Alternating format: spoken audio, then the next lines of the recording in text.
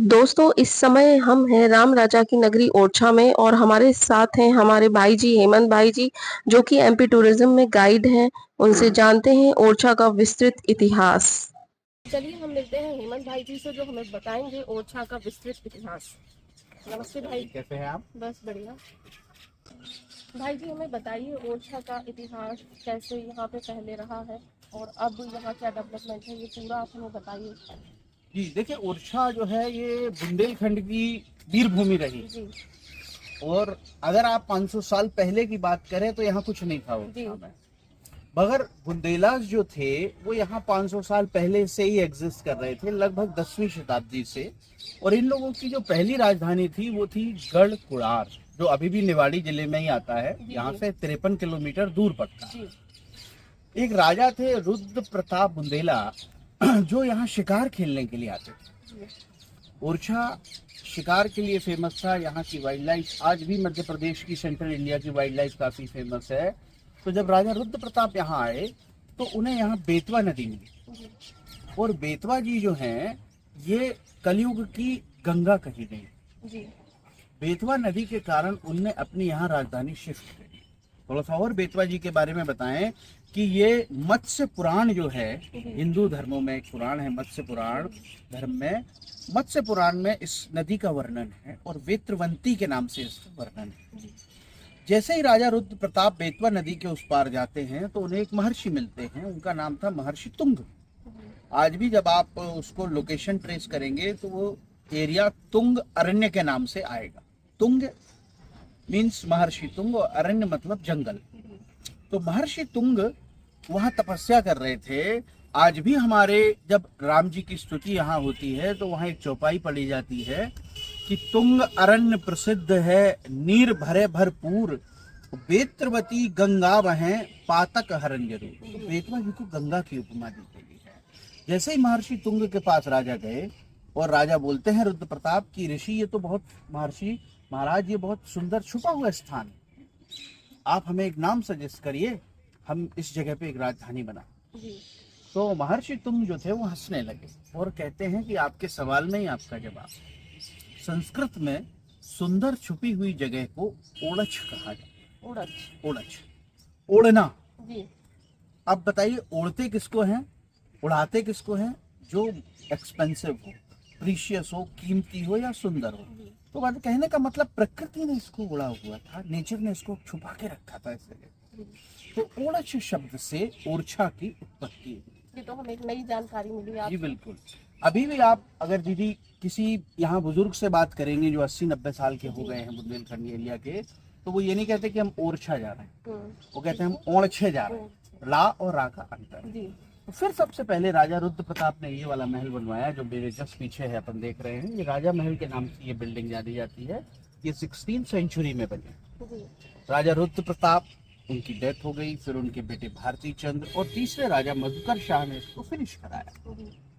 मधुकर शाह महाराज जो थे वो डिवाइन कृष्ण भक्त थे और उनकी पत्नी जो थी वो भगवान राम को अपना बेटा मानती थी, बाल राम की सेवा।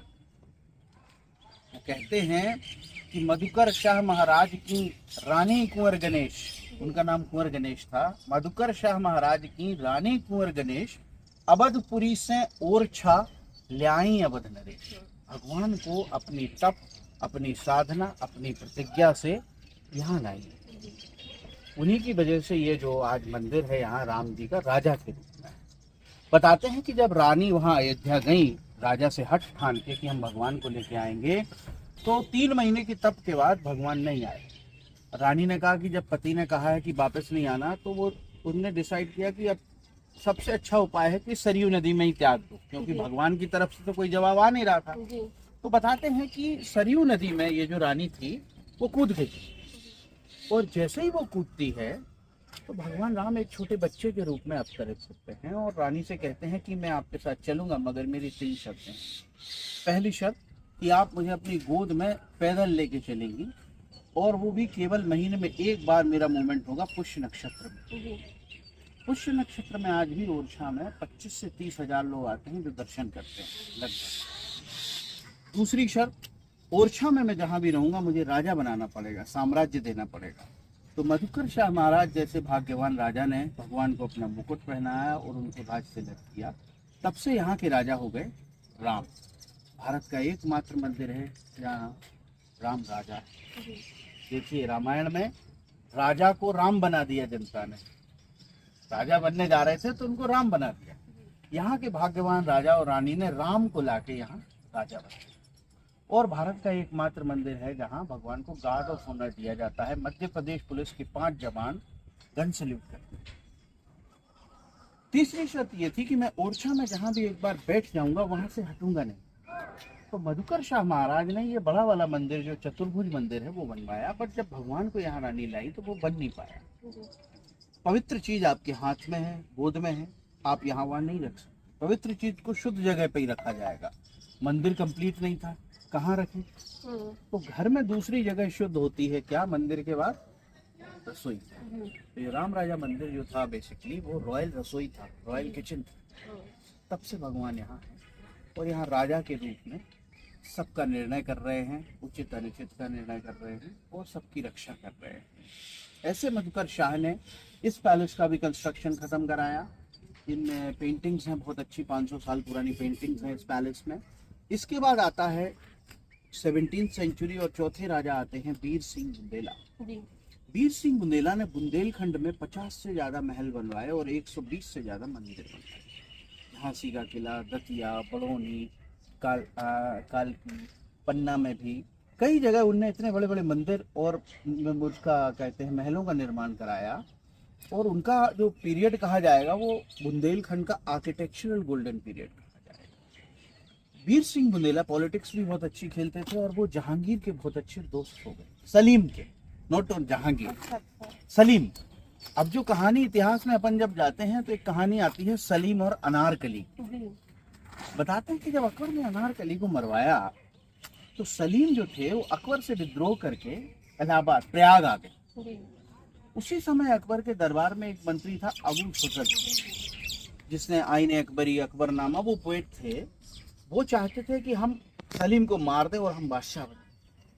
होता भी है जब घर में समस्या हो रही हो तो उसका फायदा तीसरे लोग उठाते हैं। तो अबुल फजल उनको आगरा से फॉलो करते हैं, मगर प्रयाग जाने के लिए उसको बुंदेलखंड का बॉर्डर क्रॉस करना पड़ता है। करते करते अबुल फजल ग्वालियर तक आ गए और इन राजा वीर सिंह को ये चीज पता चली। वीर सिंह ने अबुल फजल पे अटैक किया, उसका सिर काटा और जो तलवार का डायरेक्शन था वो उसके पेट तक गया और उसकी आंखें बाहर निकल गई। इसीलिए ग्वालियर के पास एक छोटी सी जगह अभी भी है, छोटा सा स्टेशन है, उसका नाम है आतरी। छोटा सा ट्रेन स्टेशन है, वहां पे अबुल फजल का सिर काटा गया। कटा हुआ सिर लेके वीर सिंह पहुंचते हैं प्रयाग, जहां अपने दोस्त सलीम को वो गिफ्ट करते हैं कि ये तुम्हारा दुश्मन था। इससे इनकी दोस्ती और स्ट्रॉन्ग हो गई। और जब सलीम जहांगीर बना, आई मीन बादशाह बना, तो फिर उसके सम्मान में ओरछा के राजा ने 2 महल बनवाए। एक ये यहाँ पे ओरछा का जहांगीर महल और दूसरा महल दतिया का, जो वीर सिंह महल है, सतखंडा महल के नाम से जाना जाता है, वो भी वो वाला बनवाया। 1605 से 1627 22 साल लगे इस पैलेस को बनने में। मगर बताते हैं, लिखा है कि एक रात के लिए केवल जहांगीर यहाँ आया। उसके बाद वो गया लाहौर और लाहौर में उसकी मौत हुई। जहांगीर की जो टूम्ब है वो लाहौर में। इसके बाद इस पैलेस का यूज हुआ एज ए गेस्ट हाउस। और इसका दूसरा अट्रैक्शन है इसका आर्किटेक्चर। जैसे इंडो इस्लामिक आर्किटेक्चर के आपने अंदर से कई एलिमेंट इसमें देखे होंगे। हाथी वगैरह बने हैं, डोम्स हैं, कमल के फूल हैं, जाली वर्क मुस्लिम है। तो ये काफ़ी शानदार मिक्सचर है जो कि सेंट्रल इंडिया में मुझे नहीं लगता कि कहीं भी अपन को ये इस तरह का मिक्सचर देखने को मिलता है। फिर करते करते उस जमाने में एक और प्रथा हो गई सिरेमिक वर्क इंट्रोड्यूस करने की। लैपिस lazuli, टर्कोइज, ये सेमी प्रीशियस स्टोन बाहर देशों से लाकर राजाओं ने सिरेमिक बनाना चालू किया। तो यहाँ के राजा ने इस शीश महल का निर्माण करवाया, जो आप देख रहे हैं अभी भी। ये ओरिजिनल सिरेमिक वर्क इस पर है। शीश का मतलब मिरर, ग्लास। तो उस जमाने में ये पूरा कवर्ड था with this blue and green ceramic. रानियों के लिए हुआ। फिर धीरे धीरे समय बीतता गया। 18 वीर सिंह के 2 लड़के हुए, जुझार सिंह और हरदौल। हरदौल और जुझार सिंह की कहानी जग जाहिर है। बुंदेलखंड के कोने कोने में आज भी हरदौल की वीर गाथाएं गाई जाती हैं। उनसे बड़ा वीर जिसने अपनी मृत्यु के बाद भी अपनी बहन को लाज बचाने के लिए प्रकट होके और बहन की लाज बचाई, आज भी उनका गाया जाता है। मगर कहानी यहाँ से मोड़ लेती है। जब हरगोल जी की डेथ हो गई तो शाहजहां ने यहाँ अटैक किया और जुझार सिंह का भी सिर कटा। उस समय जो बुंदेलखंड के छोटे छोटे राजा और योद्धा थे वो यहाँ से कूच कर गए और जाते जाते एक बहुत बड़े योद्धा का जन्म होता है यहाँ से 100 किलोमीटर दूर, और उसका नाम रखा जाता है छत्रसाल। छत्रसाल महाराजा छत्रसाल बताते हैं कि जब छत्रसाल 13-14 साल के हुए तो उनको पता चला कि मुगलों ने हमारे साथ क्या किया। तो उनने एक 25 सैनिकों के साथ एक और कुछ घोड़ों के साथ एक आर्मी बनाई, गुरिल्ला आर्मी। और आप बिलीव करेंगे, बुंदेलखंड का एक छोटा सा योद्धा छत्रपति महाराज शिवाजी की मदद करने के लिए जाता है।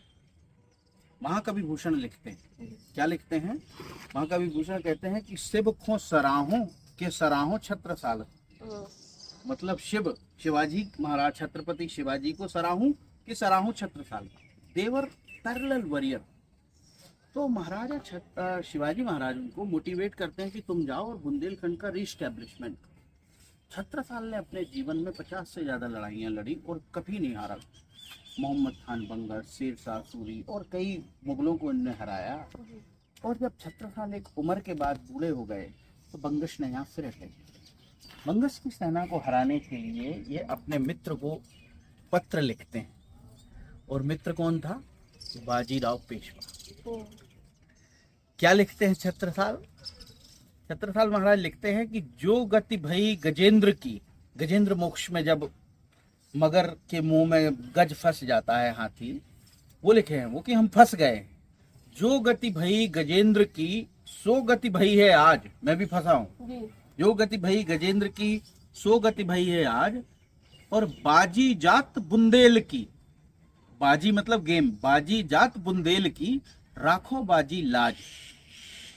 बाजीराव पेशवा बताते हैं कि उस समय भोजन कर रहे थे, तो जैसे ही उनको पत्र मिला तो वो भोजन छोड़ के भागने लगे। उनकी पत्नी ने रोका, बोले नहीं आप मत रोको। इतिहास में लिखा जाएगा कि एक योद्धा प्रॉब्लम में था, समस्या में था, और एक दूसरा योद्धा खाना खाने का इंतजार कर रहा था। बाजीराव पेशवा यहाँ आए, बंगश की सेना को मिलकर हराया, और उसी समय छत्रसाल की एक मुंह बोली बेटी थी मस्तानी। बुंदेलखंड इतिहास, बुंदेलखंड साहित्य और बुंदेलखंड वीरता और कल्चर से भरा हुआ। छतरपुर एक जगह है, अपने यहाँ बड़ी जगह है खजुराहो के पास। उसके पहले एक बहुत शानदार म्यूजियम बनाया है मध्य प्रदेश संस्कृति विभाग ने, दुबेला में। दुबेला म्यूजियम है, मऊसानिया नौगांव के पहले ही। उसमें जो है आज भी छत्रसाल से जुड़े बहुत सारे एविडेंस रखे हैं। मुझे नहीं लगता कि बुंदेलखंड का इससे बड़ा म्यूजियम कहीं होगा। और वहाँ आज भी मस्तानी महल एग्जिस्ट करता है। तो बाजीराव और मस्तानी की शादी हुई, और उसके अवध में 1/3 ऑफ बुंदेलखंड दहेज के रूप में पेशवाओं को दिया। बाजीराव आए, फिर झांसी में उनको रहने लगे गंगाधर राव, दामोदर राव, लक्ष्मीबाई, और उसके बाद ब्रिटिशर्स आते हैं। जो कहानी अपन को पता ही है कैसे लक्ष्मीबाई को ब्रिटिशर्स ने मारा। और फिर ब्रिटिशर्स ने झांसी में भी बहुत बड़ी कंटोनमेंट बनाई और इस एरिया को भी यूज किया। जहाँ इस किले में भी कुछ बड़े बड़े एविडेंस हैं जो आज भी ब्रिटिश इन्फ्लुएंस को रिप्रेजेंट करते हैं। जैसे नीचे आप देखेंगे यहाँ पे जहाँ गाड़ियाँ खड़ी होती हैं टेनिस कोर्ट बना है। इस तरह का बाउंड्री वॉल वर्क ब्रिटिश कहलाता है। ये पैलेस्ट्रेट डिज़ाइन है, ये इंग्लैंड में काफ़ी जगह पाया जाता है। तो ये लेटर इसमें एडिशन हुआ और ब्रिटिशर्स ने भी कुछ इसमें मॉडिफिकेशन करा है। 1857 के बाद कई ब्रिटिश ऑफिसर्स यहाँ आना जाना रहा।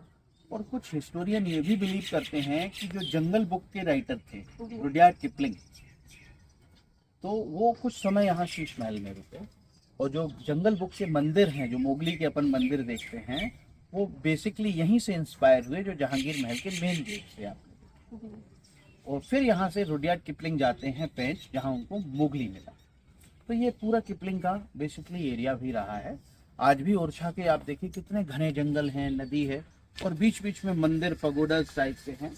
तो मैं भी विश्वास थोड़ा बहुत कर सकता हूँ कि जो इतिहासकार कहते हैं कि किपलिंग ने यहाँ समय बिताया, तो वो संभव कहीं ना कहीं हो सकता है। तो ये इसका इतिहास है। बाकी फिर ये धीरे धीरे गवर्नमेंट के अंदर में आ गए और आज मध्य प्रदेश टूरिज्म और स्टेट आर्कियोलॉजी इस गांव का रखरखाव कर रहा है। जल्द ही अगर सब कुछ अच्छा रहा तो ओरछा यूनेस्को साइट डेवलप हो जाएगा और राम लोक जैसे उज्जैन में महाकाल लोक और अन्य मध्य प्रदेश में लोक बने हैं, उसी की तर्ज पे यहाँ भी एक बहुत बड़ा राम लोक बन रहा है। आपको बहुत बहुत धन्यवाद और आपके चैनल को भी बहुत बहुत शुभकामनाएं। Thank you.